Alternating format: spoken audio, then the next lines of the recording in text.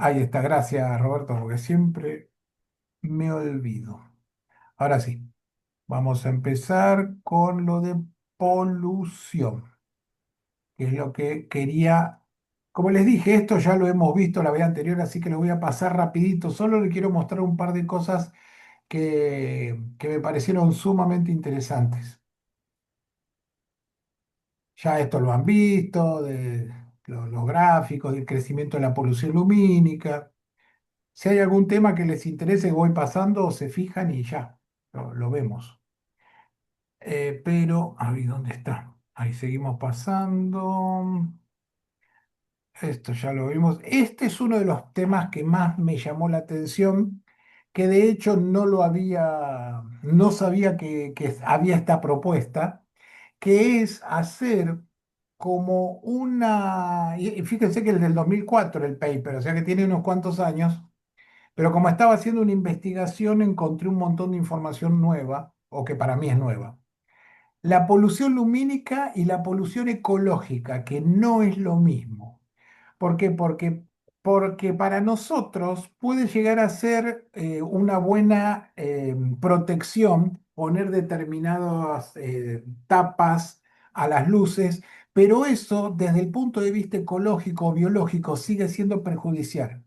O sea que hay que hacer una disquisición, una diferencia entre lo que es la polución lumínica para la astronomía y la polución lumínica para la ecología. Son diferentes esos aspectos. Y esto me pareció muy, muy enriquecedor porque uno desde la astronomía no sabes determinadas cosas y este paper está realmente muy bueno en ese sentido. Y después, estoy haciendo rapidito, para que no estoy haciendo ninguna, pero no pasa más. Después, como ven, lo estuve hermoseando un poquito, si ya se acuerdan del anterior, poniéndole un poquito más de imágenes, pero quería llegar soluciones. Esto es un tema que estuve pensando bastante seriamente, que es el cambio de paradigma. La gente escucha mejor lo positivo que lo negativo. Tratemos de dejar de hablar de lo malo de la luz y hablemos de las ventajas de la oscuridad. Es un punto que me parece también importante. Empezar a hablarle a la gente, mirá qué bueno lo que sucede con la oscuridad, en vez de decir, che, mirá qué porquería, hay que apagar todas las luces. Porque finalmente es contraproducente estar atacando siempre el tema de la luz. Después, bueno, el tema del desarrollo de cielos oscuros, o sea, en función de eso, pensar en hacer cielos oscuros en todos los lugares donde se pueda. Estas estadísticas no me acuerdo si se las mostré, pero bueno, no importa, tienen que ver con ganar más plata con el cielo oscuro. ¿Y dónde está lo último que les quería mostrar? Esto ya se los había mostrado. Hace muchos años, en el año 2014, pensé cómo podíamos hacer, porque el año 2014 no era tan fácil conseguir un SQR, todos los aparatos de medición, era bastante difícil conseguirlo. Entonces digo, ¿cómo puedo hacer para saber o medir la polución lumínica? Y se me ocurrió que podía llegar a hacerlo midiendo la distancia desde el centro de una ciudad hasta el buen cielo. Eso me va a dar una perspectiva de qué tanto me tengo que alejar de una ciudad para alcanzar un cielo bien oscuro. Y claramente una ciudad enorme me voy a tener que ir muy lejos, una ciudad pequeña me voy a tener que ir cerca. Entonces, realmente dio hasta mejor de lo que yo esperaba. Marcaba que más o menos alrededor de 3.500 habitantes te podés quedar en la ciudad y ya ves la Vía Láctea. Buen cielo significa ver bien fácil la Vía Láctea. Sería como una magnitud 6, una magnitud límite 6. Y en función de eso, fíjense que prácticamente hay que irse como 90 kilómetros a una ciudad como Buenos Aires, que en realidad hay que irse eso y más también, como para poder llegar a un buen cielo. Y ahora, como estaba haciendo esto y estaba escribiendo un paper de este tema, lo hice de nuevo el mapa y es bastante catastrófico. Esta liñita azul representa las observaciones del 2014. Está hecho con un gráfico más coqueto, nada más, pero es exactamente lo mismo que el anterior. y después rebajada a una recta. Esto es 2024. Fíjense que la catástrofe que es 10 años de diferencia. Cuando yo en 2014, con una ciudad de 3.500 habitantes, me quedaba en la ciudad y ya veía la Vía Láctea, hoy me tengo que mover casi 40 kilómetros para llegar a ver la Vía Láctea con la misma ciudad. Estamos hablando, por supuesto, de promedios de ciudades. Es catastrófica la diferencia. No sabía que iba a dar peor, obviamente, porque con 10 años más tendría que haber un poco más de polución, pero no pensé que iba a ser tan catastrófica la diferencia. Por ejemplo, una ciudad de 1 millón de habitantes, en 2014 con alejarte 30 kilómetros ya estaba, ahora hay que alejarse 100 para estar más o menos en un cielo bueno. Desde 10.000 habitantes, antes te alejabas 6 kilómetros, ahora hay que alejarse 50 kilómetros. Realmente la diferencia es muy, muy, muy grande. Esto ya lo habían visto, los tipos de cielo. Bueno, Claudio, te hago sí, una sí, sí, preguntita. sí, sí. Sí, si vos decís que es la misma cantidad de habitantes, o sea que lo que aumenta es la cantidad de luces que ponen, ¿qué es lo que pasa entonces? ¿Por qué O la empeoró? cantidad de habitantes aumentó también, ¿no? No, Aumentaron no, las la dos cosas. cantidad de habitantes aumentó, pero no en la proporción, porque fíjate que la pendiente, vamos a hablar un poco matemáticamente, la pendiente es la inclinación, fíjate que la pendiente es mayor en la de arriba que en la de abajo, o sea que si hubiera sido solamente por crecimiento de habitantes con la misma polución, tendrían que haber conservado más o menos la misma Claro, pendiente.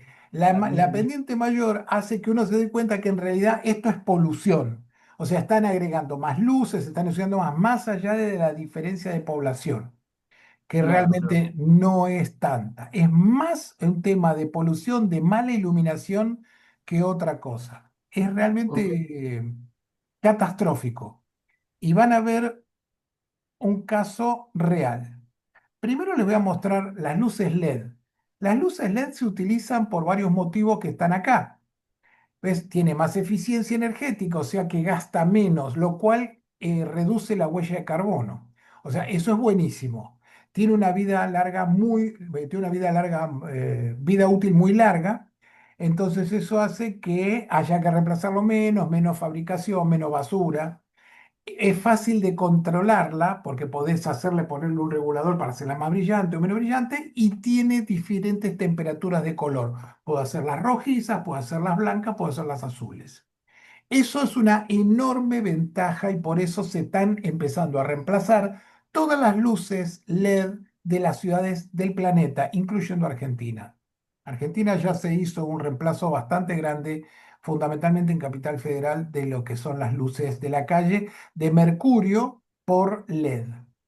Y esto son dos ciudades, nada que ver una con la otra, una en Japón y la otra en Estados Unidos, donde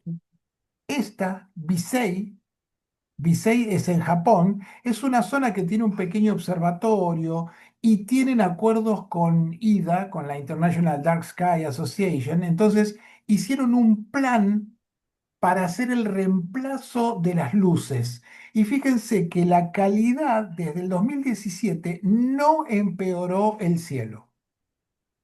O sea que se puede hacer un reemplazo de LED sin afectar la calidad del cielo nocturno.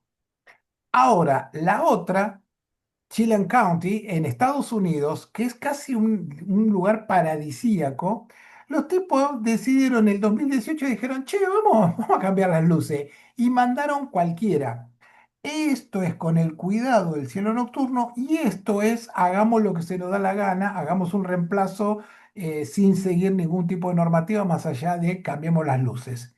Fíjense que tenía un cielo de una calidad excepcional, acá tienen los Bortle, tenían un cielo entre uno y Dios, o sea, un cielo excelente y cayó un punto completo en un año por la mala iluminación. Entonces, fíjense lo importante que es una no es solamente cambiar las luces, sino hacer una buena planificación de hacer las luces. Y fíjense que Visey al tener una buena planificación, durante los años que estuvo haciendo el reemplazo, no se notó absolutamente ninguna diferencia en la calidad del cielo. Esta información vale oro, porque realmente es la característica más importante. Y fíjense acá hice una tablita. Inclusive Visey, no importa la cantidad de habitantes realmente, porque Chelan County es un lugar muchísimo más grande, entonces no le hace diferencia.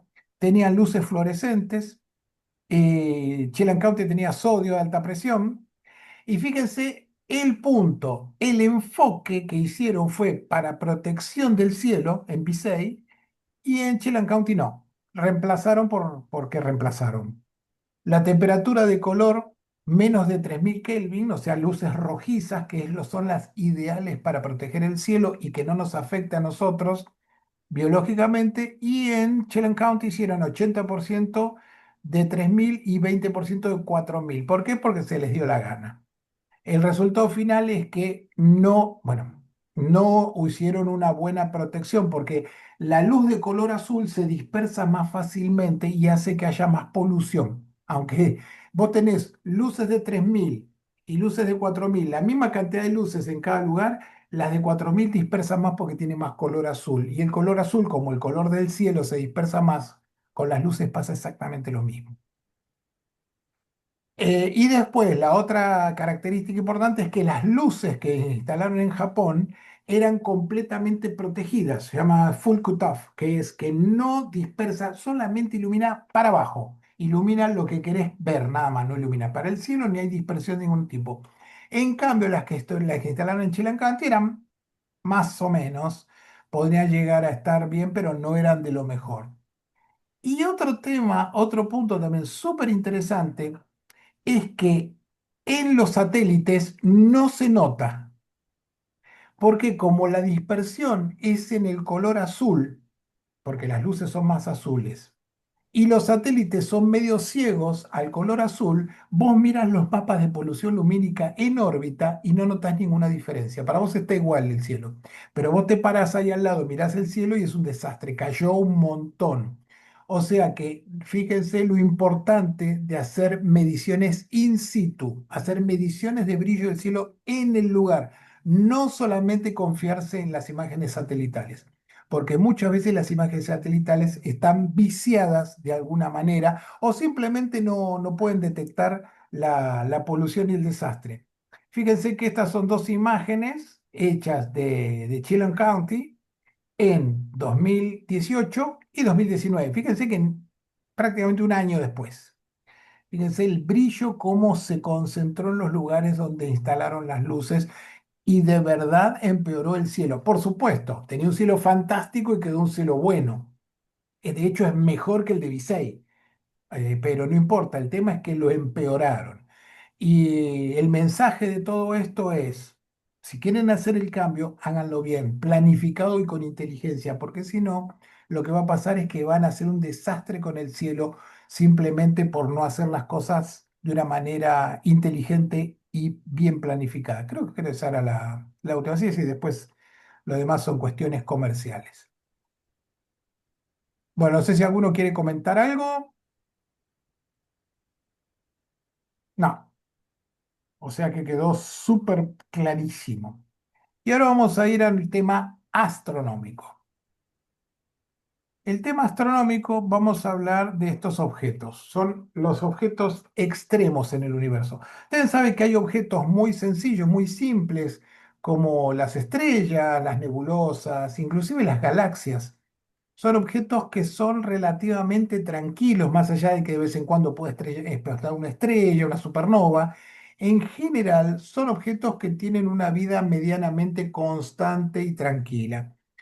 En cambio, hay otros que, como los cuásares o agujeros negros, son objetos que están relacionados con fenómenos astronómicos súper extremos. Y vamos a hablar un poquito de ellos. No son todos, agregué solo algunos de los que me parecieron más interesantes. Pero antes que nada tenemos que hablar de cómo se hace para saber las cosas. ¿Cómo se hace para saber la distancia de los objetos? ¿Cómo se sabe que los objetos van a tal o cual velocidad? Eso tiene que ver con el análisis de la luz. La luz es lo único que recibimos de los objetos lejanos. No tenemos más información que su luz. Entonces, por eso es importantísimo saber cómo funciona esto. Porque, por supuesto, vos agarrás y decís, bueno, y la Luna han traído rocas lunares, Marte han bajado naves allí, entonces se sabe mucho más.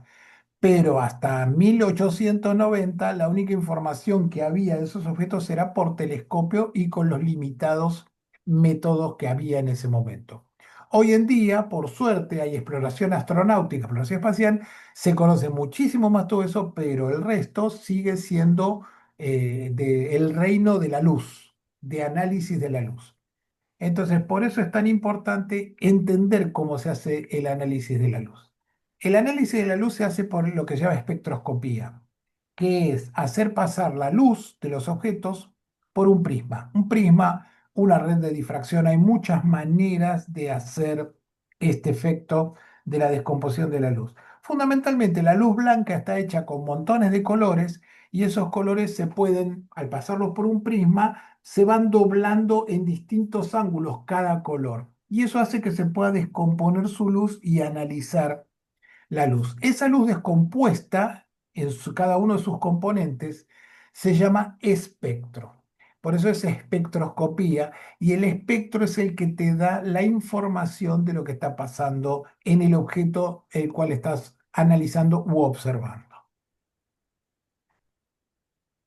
Entonces, por ejemplo, si yo tengo un mecherito y de alcohol y agarro y lo hago pasar la luz a través de un prisma y la analizo, se hacen un montón de colores, que en este caso son brillantes, ya no sabe por qué. Y si yo tengo esta combinación de rayas, sé que esto tiene alcohol. Y en su defecto, si yo agarro y miro un planeta, la luna, lo que sea, y me hace esta misma composición de rayas, quiere decir que ese objeto que estoy mirando tiene alcohol. Esa es la forma en que se hace el análisis químico de los objetos a los cuales no tenemos acceso, analizando la luz que emiten, si es una estrella, o que reflejan, si es una superficie o un planeta. Acá tienen muy limitadamente cómo es si yo tengo una estrella brillante y la estrella la miro con un telescopio, le descompongo la luz y hago que esa descomposición me haga los distintos colores del arco iris. Eso es, en realidad esto es una cosa bastante simplificada, pero vamos a ir acá para que se entienda. Igual las estrellas también tienen rayas oscuras, pero van a ver. Cuando viene la luz, esta luz, todos los colores de esta estrella, obviamente este que va para allá es igual que este, es igual que cualquiera. Cuando viene por acá y atraviesa esta nube de gas, la luz de la estrella empieza a ser absorbida por el gas, pero no de cualquier manera. Va absorbiendo determinados colores. ¿Y de qué dependen esos colores? De la composición química de esta nube. El resultado final es que cuando yo miro con un telescopio a través de la nube, voy a ver los colores que me está mandando la estrella más las líneas faltantes que absorbió el gas que estaba en el medio. Por lo tanto, esta combinación de rayas me dice cuál es la composición química exacta que tiene el gas. Y la otra opción, esto se llama espectro de absorción. ¿Ves? Ah, bueno, acá está. Absorption spectrum. Es un espectro de absorción. En cambio, cuando yo hago que la estrella excite el gas, o sea, está muy cerca la estrella del gas y lo hace excitar y el gas emite luz, como si fuera una especie de tubo fluorescente de tamaño interestelar. Como el gas en este caso no está excitado, está frío y absorbe la luz que viene, pero cuando está acá, el gas excitado emite luz.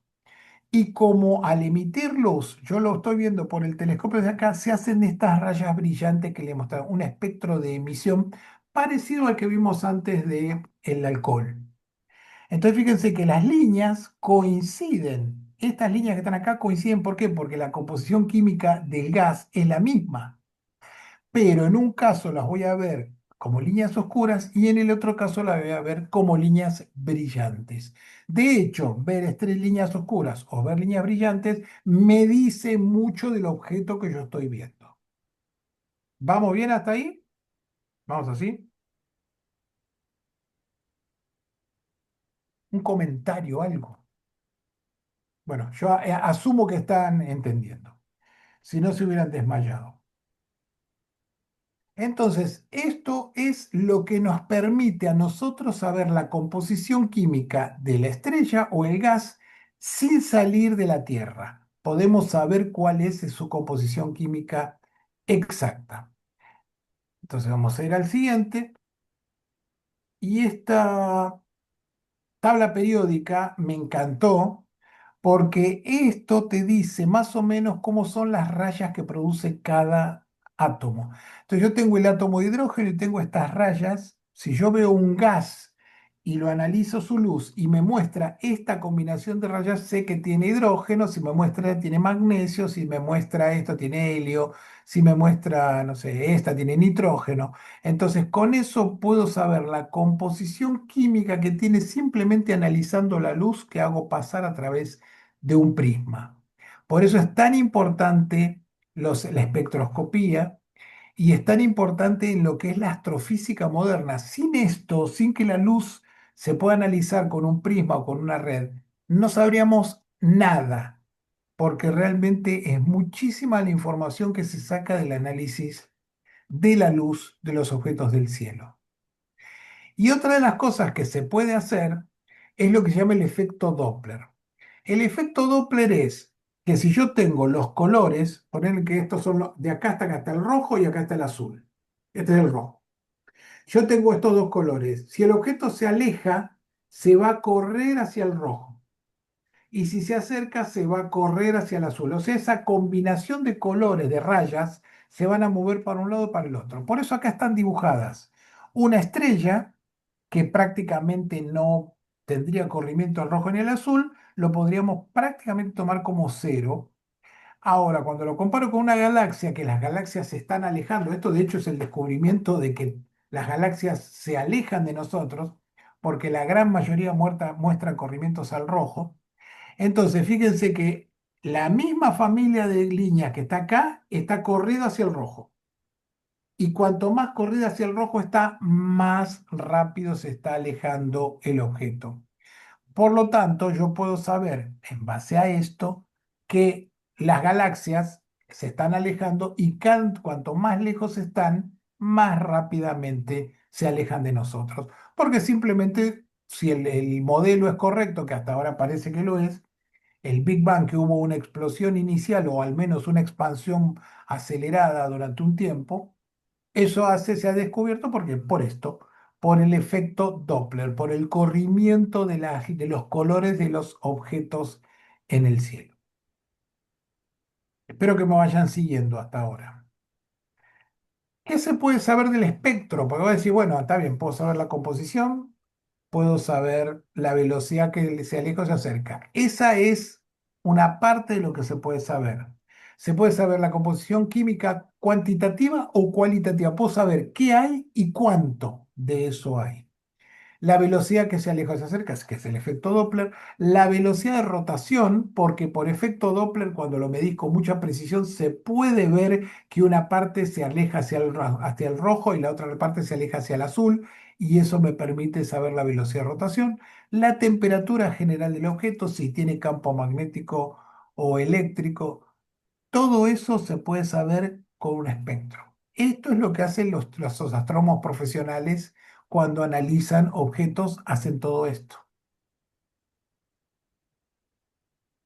Ahora que ya vimos cómo se hace para saber qué pasó, cómo es, cómo se sabe que los objetos están a determinadas distancias o se mueven a determinadas velocidades, vamos a ver objetos extremos como las supernovas. Las supernovas ya las hemos visto 50.000 veces, son nebulosas que hay en el espacio interestelar. No vamos a ir para este lado que son las chiquititas como el Sol, por eso dice son-like, son parecidas al Sol, que no tiene mucho encanto, no va a explotar, pero las que son gorditas, entre 8 o 10 veces la masa del Sol, lo que va a pasar es que estas estrellas en un momento de la vida van a explotar. Este tipo de supernova se llama supernova tipo 2. ¿Por qué? Porque son supernovas que se ponen viejas y explotan porque se ponen viejas. Llega un momento que son gorditas y viejas y ya pierden la estabilidad y terminan explotando. Por eso se llaman supernovas tipo 2. Por ejemplo, la nebulosa del Cangrejo es una supernova tipo 2.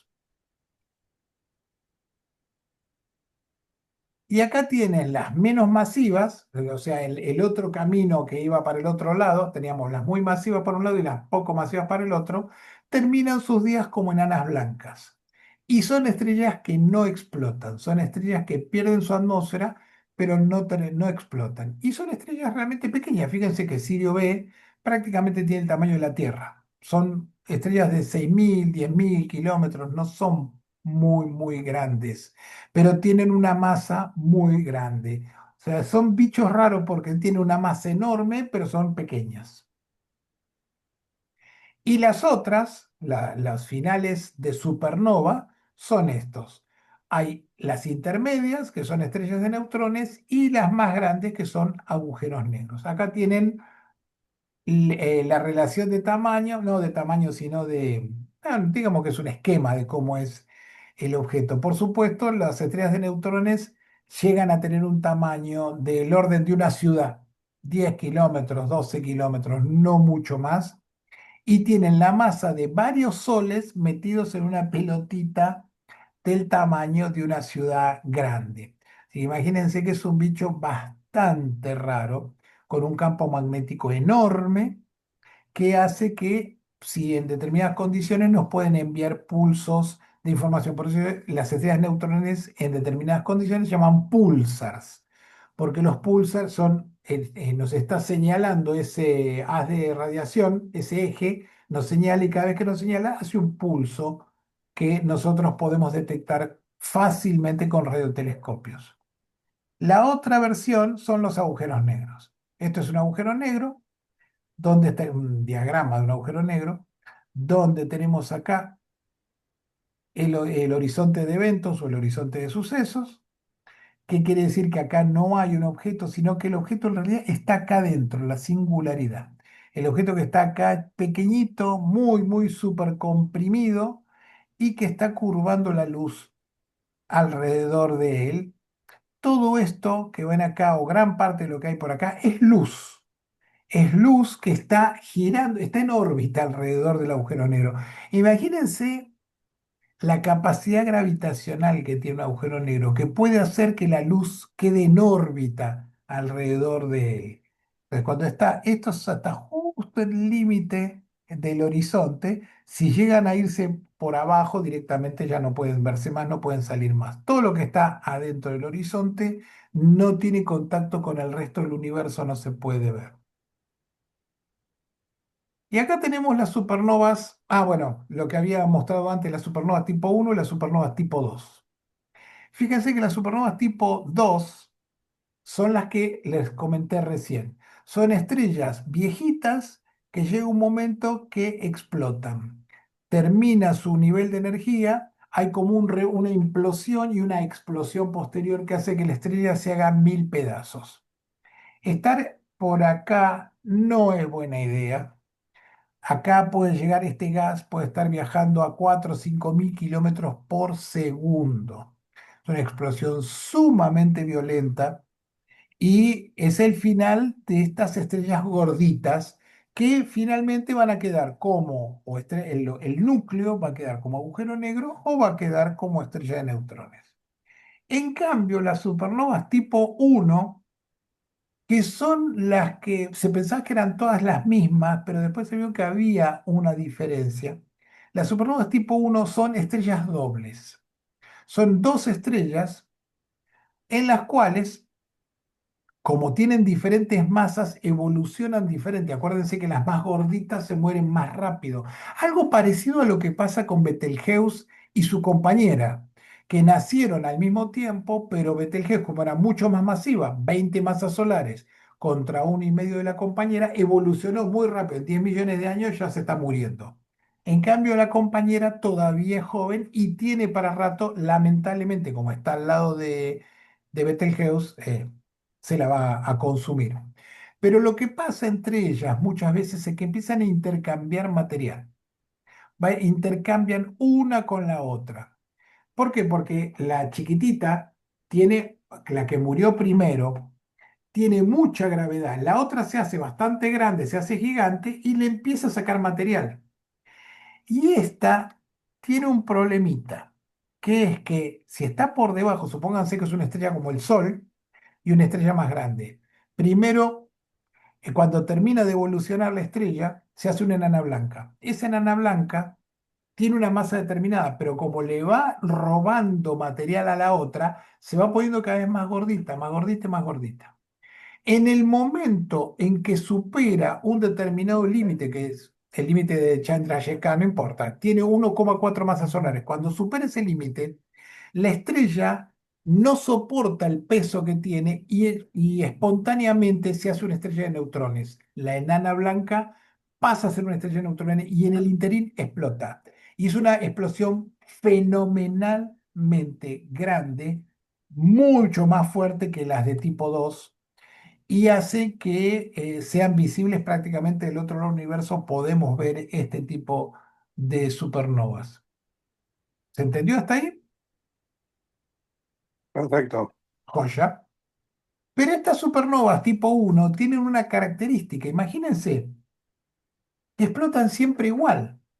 Porque vamos a poner número redondo. Cuando llega a 1,4 masas solares, explota. Entonces la estrella tiene una, empieza a robarle material a la otra. 1,1, 1,2, 1,4 explota.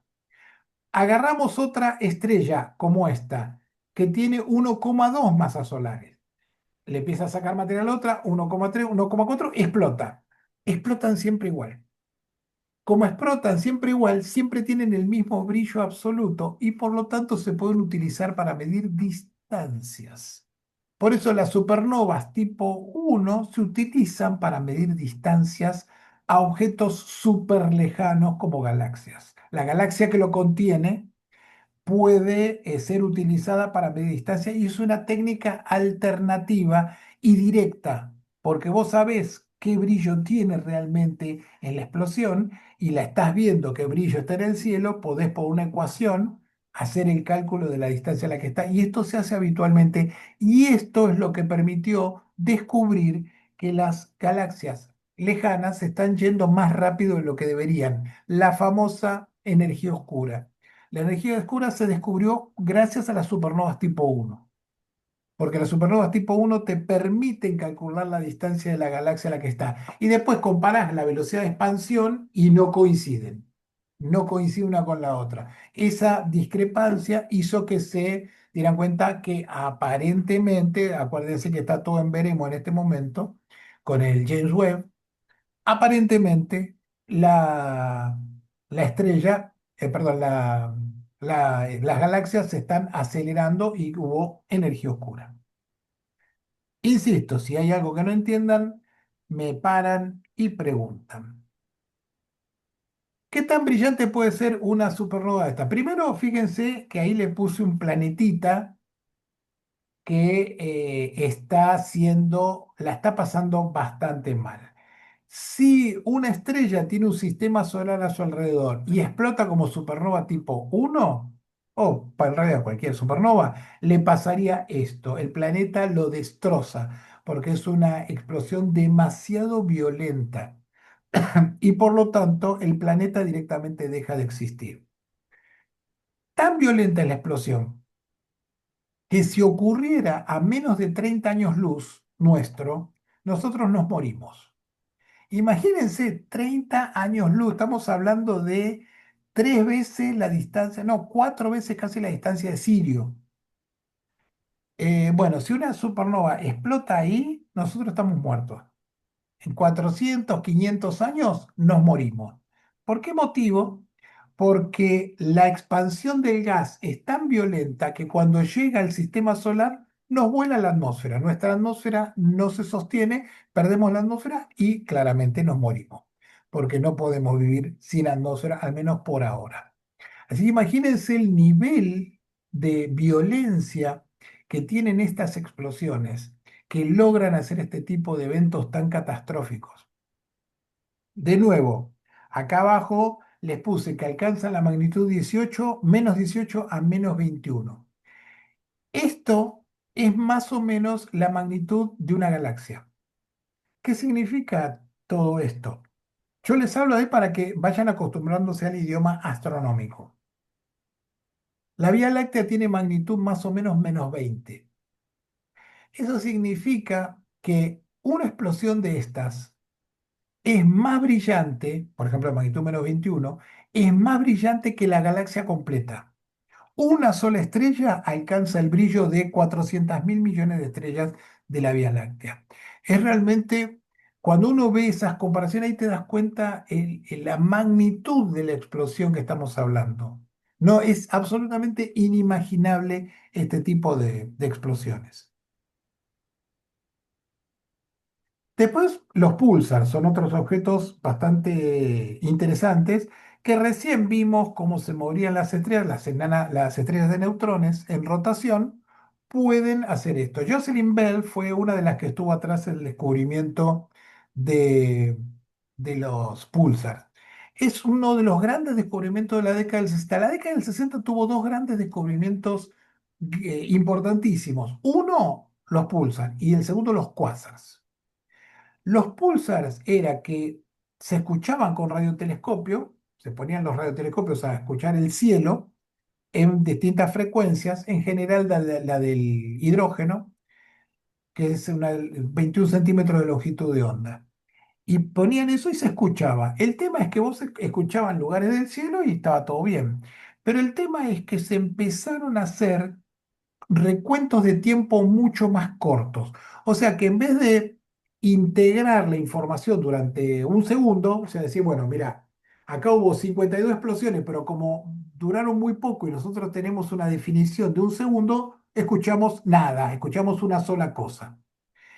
Los radiotelescopios empezaron a tener una mayor resolución temporal, al nivel de que empezaron a escuchar el cielo y se escuchaban pulsos rapidísimos con una determinada frecuencia de tiempo y que siempre era igual. De hecho, en la década del 60 empezaron a decir no, que eran comunicaciones, eran extraterrestres que estaban tratando de llamarnos y una serie de cosas más. Después se empezó a ver que no era el modelo apropiado. Si les interesa, puedo decir en detalle por qué uno sabe que no puede ser eso.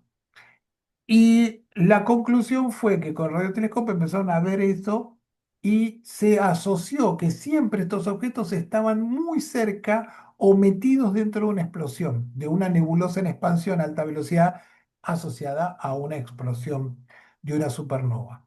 Entonces, ahí se empezó a armar el modelo que les acabo de decir recién. Las estrellas explotan, queda el núcleo supercomprimido y a muy alta velocidad de rotación.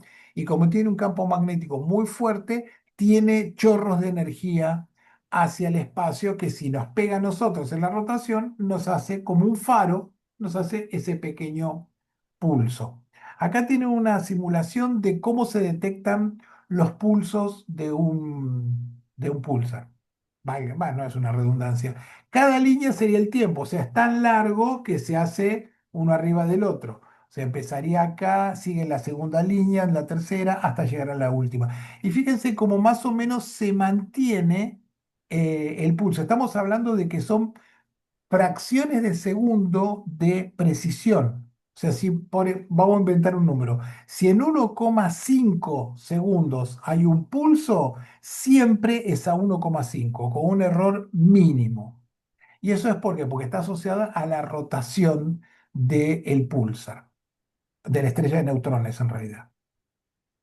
Y esas características, bueno, lo que les decía, siempre está muy cerca de explosiones de supernovas, los costos son muy cortos y precisos y se frenan lentamente. ¿Por qué? Porque al rotar y perder energía, eso se tiene que disipar de alguna manera. ¿Y cómo se disipa? Se hace cada vez más lento los pulsos. O sea que un pulso, cuando se detectó el primer pulso en la década del 60, tenía un tiempo, hoy es un poco más lento porque se ha ido frenando. Entonces, esto, por ejemplo, se ha utilizado, que están estas marcas que están acá, son los tiempos en binario el tiempo de rotación de los pulsars.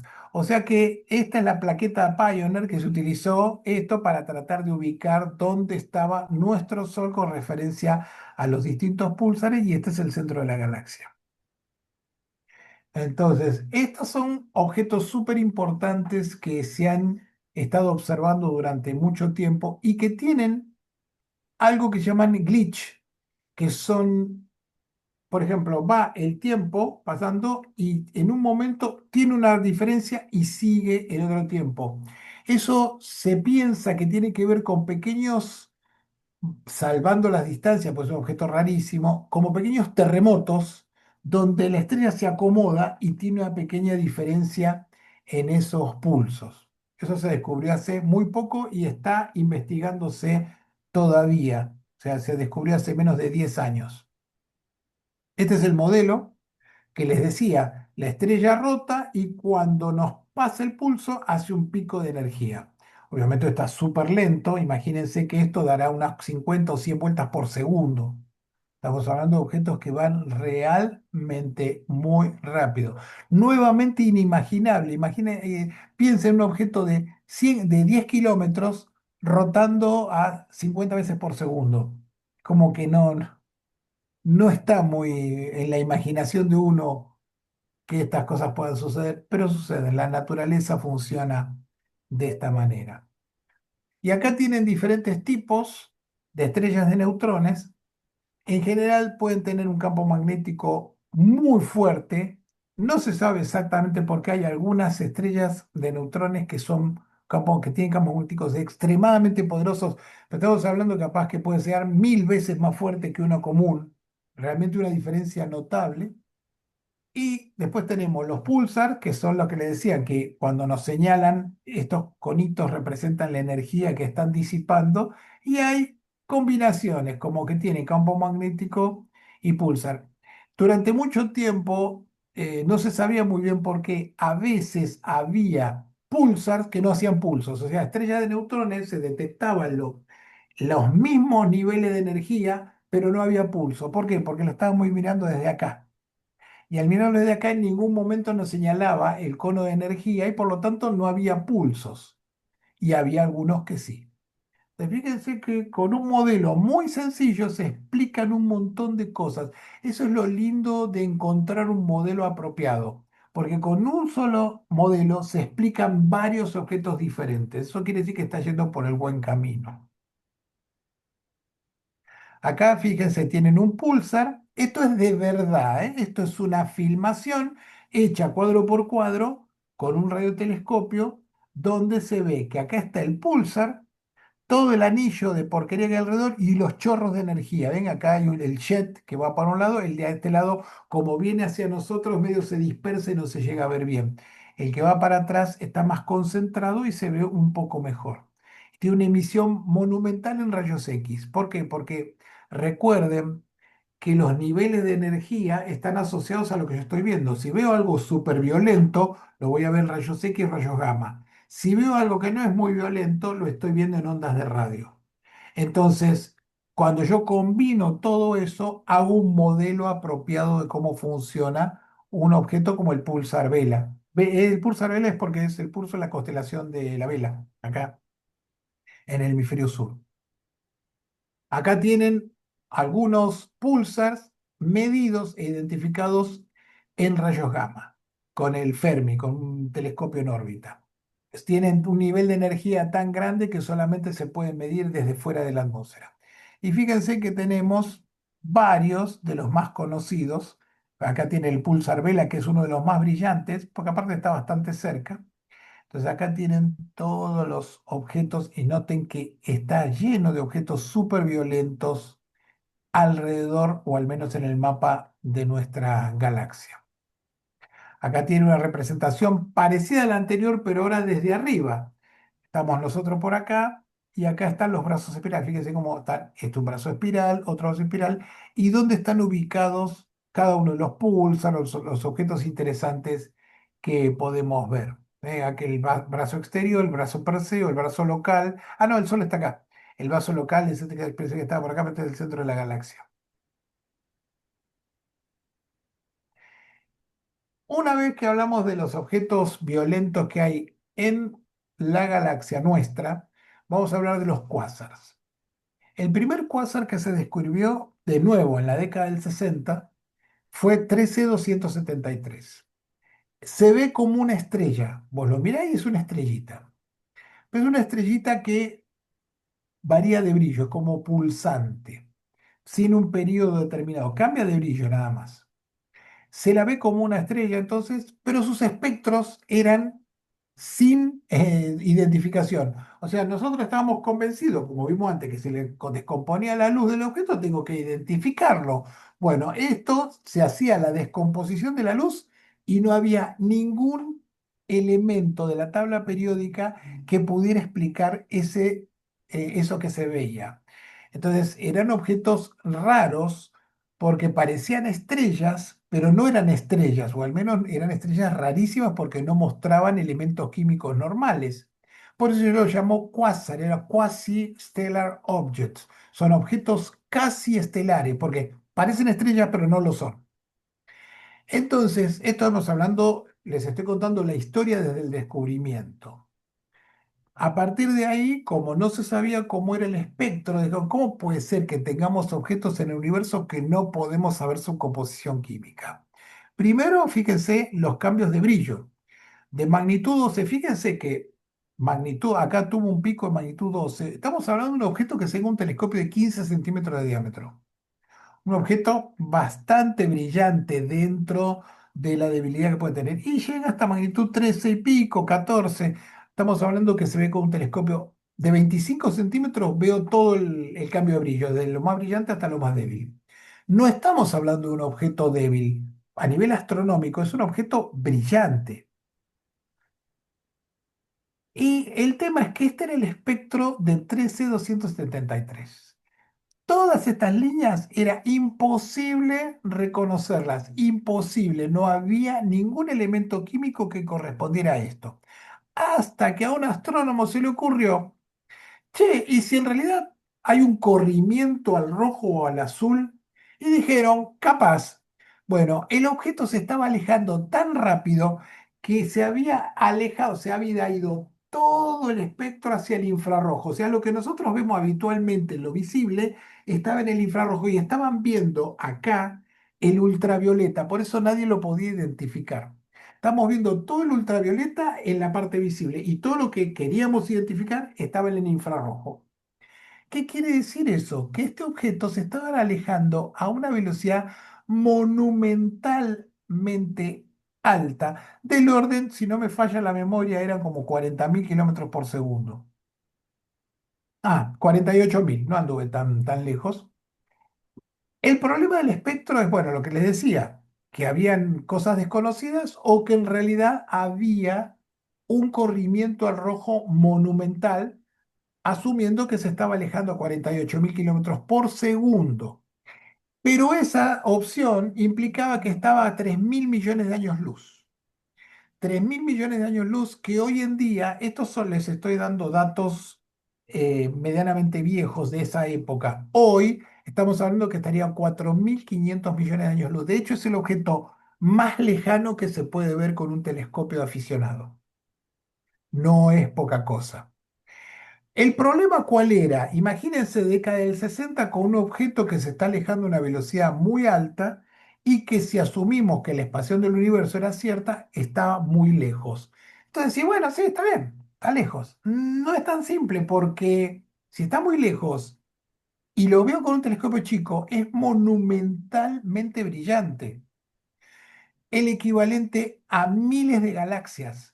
Y decís, ¿cómo hago para explicar? No había forma de explicar un objeto tan brillante. No existía por el momento explicación de cómo era posible que hubiera un objeto tan enormemente brillante. Para colmo, 13273 está en una zona cercana a donde pasa la luna. O sea, la luna lo oculta de vez en cuando. Y se dio una de esas circunstancias que iba a haber una ocultación y dijeron, vamos a detectarlo con el radiotelescopio y vamos a ver cómo va cambiando de brillo. Obviamente, si este es el objeto y lo va tapando, se va a ir poniendo, debilitando y de última podemos saber qué tamaño tiene. Porque si tardó 2 minutos, tendrá un tamaño, tardó un minuto, tanto, y así podemos saber al menos qué tamaño tiene. Lo hicieron la observación y para asombro de todos desapareció instantáneamente. O sea, era un objeto pequeñísimo en el cielo. Más problemas todavía. ¿Cómo hacemos para explicar un objeto pequeñísimo, mínimo, mucho más pequeño que una galaxia, emitiendo el equivalente a 1000 galaxias? Es muy difícil. Imagínense el dolor de cabeza a la década del 60 para tratar de explicar esto. Surgieron algunas ideas delirantes, como que eran agujeros blancos, o sea, la otra parte de un agujero negro. Bueno, el agujero blanco es simplemente un agujero negro, sería como el otro lado del agujero negro. De un lado entrarían cosas, del otro lado saldrían, pero de hecho todavía no se ha, hoy, 2025, no se ha encontrado ninguno. Y la otra opción era un agujero negro. El agujero negro tiene la energía como para lograr esto, pero la idea es, el agujero negro absorbe, no emite. Entonces era como un dolor muy grande de cabeza, hasta que se empezaron a hacer modelos cada vez mejores y se vio que sí era un agujero negro supermasivo el que estaba potenciando los cuásars, pero con una característica, era gas o estrellas alrededor del agujero negro que estaba absorbiéndolos, cayendo, y ese nivel de energía que le estaba haciendo al tener que rotar tan rápidamente, ese gas alrededor del agujero negro se ponía tal vez a 1 millón o 2 millones de Kelvin y hacía que tuviera esa fenomenal cantidad de energía hacia el espacio. La historia de los cuásar, yo les recomiendo que alguna vez agarren un libro y traten de buscarla porque es súper apasionante cómo se fue explicando cada parte del modelo de el cuásar. Esta es una fotografía de 13273 que se le trató, si vos lo podés fotografiar, si usted tiene un telescopio más o menos potable, 10 15 centímetros, lo podés fotografiar fácilmente. Se ve una estrellita. Pero ¿qué hicieron? Con un telescopio gigante taparon la parte central y apareció una galaxia. O sea que hay una galaxia y en el medio de la galaxia está el agujero negro. Fíjense de nuevo cómo se fue descubriendo despacito las distintas cosas acerca de este objeto. Y después se descubrió que está esto que está acá, que es un chorro de energía que hoy se sabe que están permanentemente asociados a estos objetos. O sea, el modelo moderno es este. Tenés un agujero negro en el medio. Fíjense que es una animación esto, ¿eh? Fíjense cómo se van los chorritos acá. Acá hay un agujero negro, hay material que está cayendo y esto que se ve súper lento está viajando a miles de kilómetros por segundo, hace que tenga un nivel de energía fenomenal y por un proceso que todavía no se entiende demasiado bien, parte de la materia sale despedido en dos chorros que se llaman chorros bipolares. Uno va para un lado, perpendicular al disco, y otro va para el otro lado. Cuando nosotros estamos mirando acá, supónganse de casualidad, nos está apuntando, tenemos un objeto súper energético.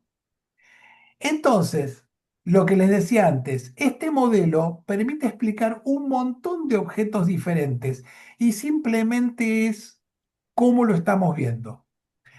Fíjense que de nuevo tenemos el disco, se llama disco de acreción, el agujero negro, el disco de acreción, el material que va cayendo y los chorros bipolares.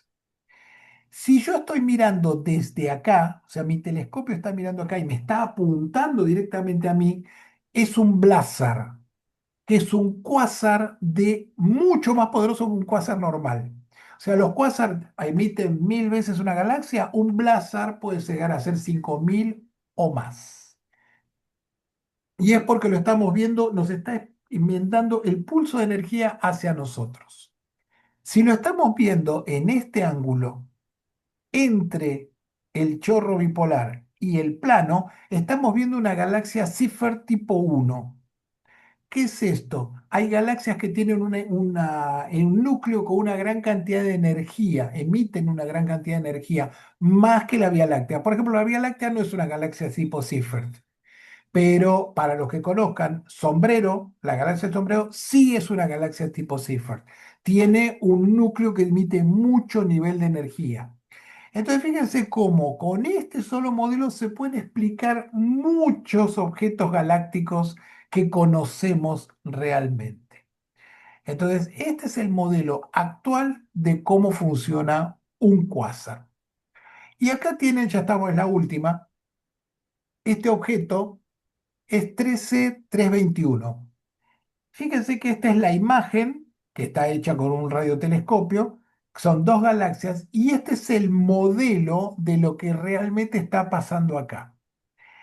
Hay una galaxia, una de las galaxias, que tiene en el medio un agujero negro supermasivo y que tiene los chorros de energía.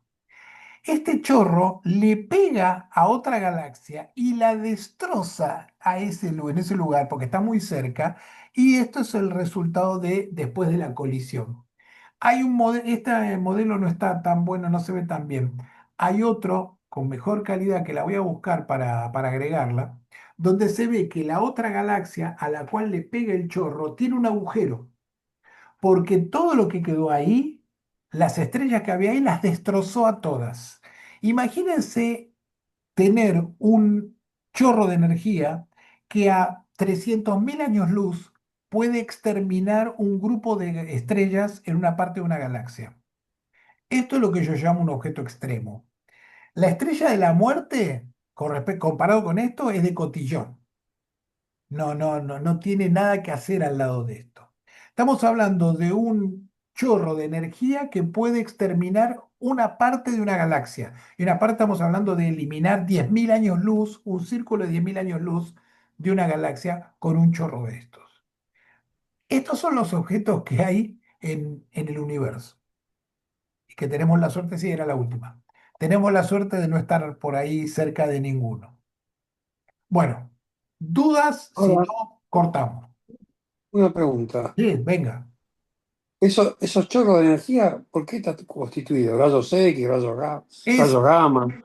es bien tipo viento solar, o sea, material, electrones, protones, y después sí, hay radiación, hay de un poco de todo. Pero el punto fundamental es que es energía plasma. Y el Sol emite, ponele, en 500, 600 kilómetros por segundo el nivel de energía a la velocidad que lleva. Esto estamos hablando que son chorros de energía que pueden llegar a viajar a una fracción considerable de la velocidad de la luz. Estamos hablando que pueden viajar a 200.000 kilómetros por segundo. Es algo muy, muy, muy violento. Si estuviéramos ahí, bueno, el sistema solar desaparece, se desintegra el sistema solar. Y no solamente eso, sino que se desintegraría todo lo que estamos viendo, todo lo que podemos ver a simple vista. Qué buena comparación, no lo había pensado. Todos los objetos que vemos a simple vista una noche, este nivel de energía lo puede desintegrar sin demasiado problema. Pero son partículas plasma fundamentalmente. Chorro de plasma. ¿Cómo? Chorro de plasma. Exactamente, son chorros de plasma fundamentalmente y que van a velocidades muy altas y como ven tiene un alcance enorme. Estamos hablando de chorros que pueden alcanzar millones de años luz y que son graves a 300 o 400.000 años luz. Es muy grave estar en el camino de esos chorros de energía. Pero aparte de esos chorros de plasma, debe haber mezcla de rayos X y rayos gamma. Sí, por supuesto, porque imagínate que eso va a tal velocidad que con cualquier gas que choque en el medio ya se empieza a emitir en rayos gamma, rayos X. Por eso se detecta en casi todas las frecuencias. Se detecta en ondas Claro, de radio y se detecta en rayos gamma, porque es niveles de potencia tan grandes que se puede detectar en cualquier frecuencia. claro, está bien. Hoy fue un poquito técnico, me parece, pero bueno, de vez en cuando tenemos que darle un poco de nivel más alto a las charlas de astronomía para que se vayan acostumbrando al vocabulario un poquito más técnico. ¿Sí? Porque, Sí, discúlpame, porque ese chorro yo quiero saber ese chorro de plasma sí. que emite. cuando interactúa, vos dijiste, cuando interactúa con no sé qué, genera rayos X, gamma, Claro, cuando onda de interactúa radio. con el espacio normal, o sea, ponerle las nubes que hay en la galaxia. Entonces, Claro, ponele que está ahí, la nube que está en la galaxia le pega. Vos tenés una nube de gas que está viajando a 200, 300 kilómetros por segundo y viene otra que le pega a 200.000 kilómetros por segundo. El impacto produce tanta energía que ese gas empieza a emitir en rayos gamma, rayos X. A eso me refería, está que bien, los que se produce, lo que produce la energía es eso. Ya viene el gas con una energía enorme, pero cuando claro. choca con algo, Ahí sigue. genera, ahí genera rayos X, gamma, De onda de todo, radio, de todo. todo. Fíjense, búsquenlas, 13, bueno, ya no me acuerdo cuál era el número. Sí, Búsquenla porque de verdad en internet van a encontrar imágenes muy bonitas, y se ve la galaxia compañera más o menos armada y con un agujero que debe tener 10.000 años luz donde pega el chorro de la otra compañerita. ok. Bueno, vamos a ir Bueno, cerrando porque ya les quemé la cabeza demasiado. Aparte ya estamos bien, ya es una hora. Vamos a ver la próxima. Lo de la forma de la galaxia. Que quería. Roberto, vamos a ver cómo sí, se sabe la forma de la galaxia. Era eso, ¿no? sí, perfecto. Sí, Bien, sí. bien, Igual chicos. mañana te voy a hacer acordar a la mañana que subas para que subas la clase de hoy. Por supuesto, si yo estoy esperando, porque si no, después no me acuerdo.